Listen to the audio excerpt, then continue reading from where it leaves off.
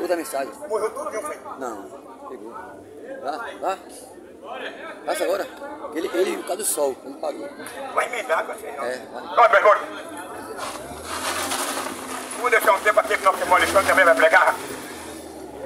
Eu quero te dizer uma coisa. A salvação não é um fator. O elemento humano, ele vestiu uma calça comprida, com uma roupa nova. Ele ia para um rebelião. Ele ia para um casamento. A salvação, o perdão de Deus.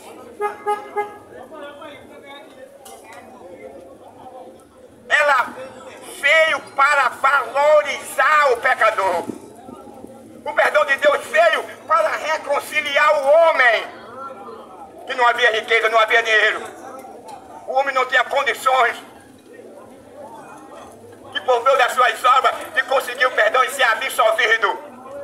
Por isso que João, evangelista, quando ele foi arrebatado lá no céu, alguém bradou e disse: não há ninguém no céu, nem na terra, nem no submundo que possa olhar, desatar o selo e ler o que está dentro e cumprir o que está nesse livro. Ele chorou. Mas na presciência de Deus, Jesus já tinha sido ressuscitado. Ele já havia preparado um cordeiro lá no capítulo 1 de João, versículo 1. No princípio era o verbo, e o verbo era Deus, e o verbo estava com Deus. E ele se manifestou entre os homens, mas o mundo não lhe reconheceu. Mas a todos quantos receberam, ele deu o poder de ser chamado Filho de Deus. Ele veio para Israel rejeitou. Nessa rejeição agora, nós fomos aceitos, que somos gentios. Nessa rejeição de Israel, nós aproveitamos, porque também estava na promessa de Deus. E fomos encaixados como os filhos adotivos. Portanto, meu amigo, assista Jesus. Não vou tomar mais tempo, porque eu preparando, deixar para o nosso irmão Alexandre. Jesus é que perdoa, Jesus é que liberta. A Bíblia diz que o fim, ele irá chegar. Lá Pedro diz que o céu, a terra, a lua, as estrelas, o sol, os planetas, os asteroides, meteoritos, cometas, os planetas, vai deixar de existir. Esse céu que nós hoje estamos vendo vai ser enrolado como um tapete. Os elementos inanimados sem vida também serão destruídos pelo fogo. A terra também passará por essa também. Purificação ela também será sacudida. Porque o fogo vai purificar. E a Bíblia diz que a terra até hoje ela geme. Sabe por que a terra geme com dores de parto? Por causa da miséria que estão fazendo em cima dela e nela e com ela. A terra geme porque a terra não foi criada para receber o corpo humano. A terra geme porque ela não foi criada para receber sangue. E o primeiro homicídio que houve, Deus olhou para Caim e disse: Caim, a partir do momento que tu pegasse e furasse teu irmão, a terra abriu a sua boca, ela clamou. Ela abriu a sua boca para receber da tua irmã o sangue do teu irmão. Mas Deus procurou evitar, Deus disse que ele não fizesse. Deus disse: domina o teu mal. Domina esse sentimento perverso. Domina na tua ira. Tu tem condição de evitar esse primeiro homicídio.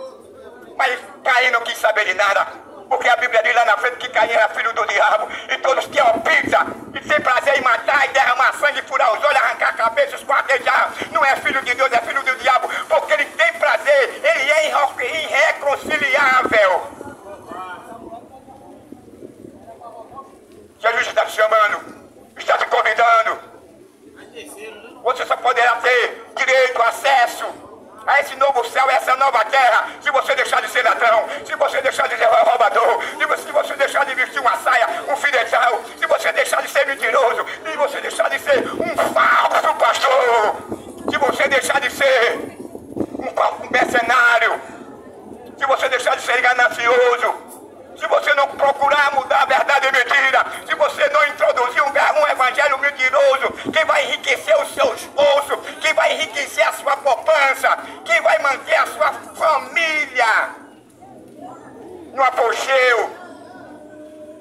Paulo disse, eu estou zeloso de Deus. Olha a expressão de Paulo, eu estou zeloso de vós com o zelo de Deus. Veja bem, para manter uma igreja pura, para pegar uma moça pura, sem mácula, para entregar ao seu noivo, a saber, a Cristo. Hoje, meu amigo, nós estamos vivendo em últimos tempos. Precisamos de uma reforma. Nós temos que ver, a Bíblia diz que até que haja manifestação da apostasia, do evangelho falso e mentiroso de falsos pastores, para que os verdadeiros se manifestem contra e apresentem o verdadeiro evangelho, apresentado por João Batista, apresentado por Jesus, apresentado pelos apóstolos, apresentado por Paulo. Aí Pedro lá na frente dele, apacentai o rebanho de Deus, sei que tem domínio sobre ele, e sem ganância, mas voluntariamente. Que Deus nos ajude, meus irmãos, que Deus faça uma reforma na igreja, para que esse capitalismo, esse evangelho cultural que Paulo disse, se eu vier introduzir um evangelho diferente, que nós não temos falado, seja máxima. É o que nós estamos hoje. A terra está cheia de um evangelho falso, um evangelho cultural, um evangelho mentiroso, capitalista, que tem enchido o bolso de muitos pastores. Capítulo 2 de Atos, capítulo 4 de Atos, a Bíblia diz que ele vivia junto, a comunidade religiosa vivia junto, e o que entrava nos cofres da igreja repartia para com os necessitados, e a Bíblia diz que não havia necessitado algum entre eles, porque Pedro, nem Paulo, nem os apóstolos pegavam a riqueza, o dinheiro da igreja e atolava no banco ou no seu bolso, para ter uma vida aqui de mordomia. Mas o dinheiro era repartido para os necessitados. O que eu estou dizendo aqui, eu estou falando o que a Bíblia diz no capítulo 2 e o capítulo 4 de Atos dos Apóstolos, e versículo 32, 33 até o 35. E a Bíblia diz que em toda alma havia temor. Veja a expressão do escritor, em toda alma havia temor. No meio dele não existia assassino, no meio dele não existia capanga, no meio dele não existia ladrão, no meio dele não existia cuecão de couro, no meio dele não existia falsos irmãos, porque a própria Bíblia diz que em toda alma havia temor. Portanto, ele não botava a mão no dinheiro, ele não cobiçava o dinheiro do miserável que trabalha o mês todo para ganhar um salário de fome, que muito mal pode manter a sua família.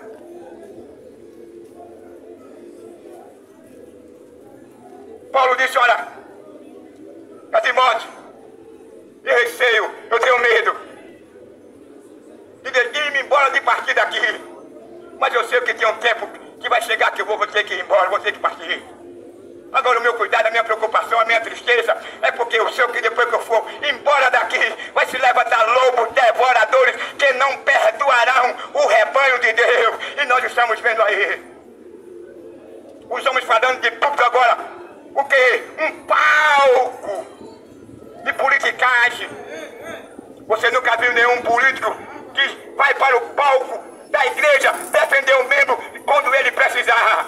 Ele vai defender as causas, não é da igreja, a causa do pastor principal, não é do membro, não.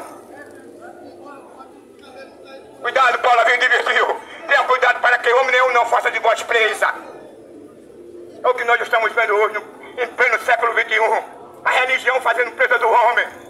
Em vez de o cara adorar e Cristo ser o centro da vida da família dele, hoje ele começa agora a adorar, e o centro da vida dele é o pastor dele. Se falar alguma coisa, ele quer mais barulho com o cara, quer brigar com o cara, porque esse aí não está limitando. Paulo diz, aquele que milita legitimamente não se embaraça com os negócios dessa vida. Quem milita legitimamente, ele conhece quem é mercenário e quem é o verdadeiro pastor. Eu não estou dizendo que é todo pastor, mas a maioria dele é tudo omisso, prevaricador, mercenário, só se preocupa com o dinheiro, só se preocupa com a contabilidade e não tem cuidado em cuidar das ovelhas como Paulo tinha, em manter uma igreja pura, de contramão com o mundo, como Paulo diz, condenar as obras não vê, ninguém condenando nada, ninguém vê ninguém falando contra o aborto, contra a violência, contra essa matança desacerbada que vem acontecendo em nosso estado, em nosso país. Se mata mulher, se mata criança, se mata adolescente, se mata pai, se mata mãe, e a igreja calada não se manifesta. Mas se você se levantar para se manifestar contra essas coisas que Paulo diz, condenai a ela publicamente, a igreja vai lhe expulsar e vai tirar você da lista, e você vai ser perseguido pela própria igreja. Que Deus nos ajude, que Deus nos abençoe, em nome de Jesus.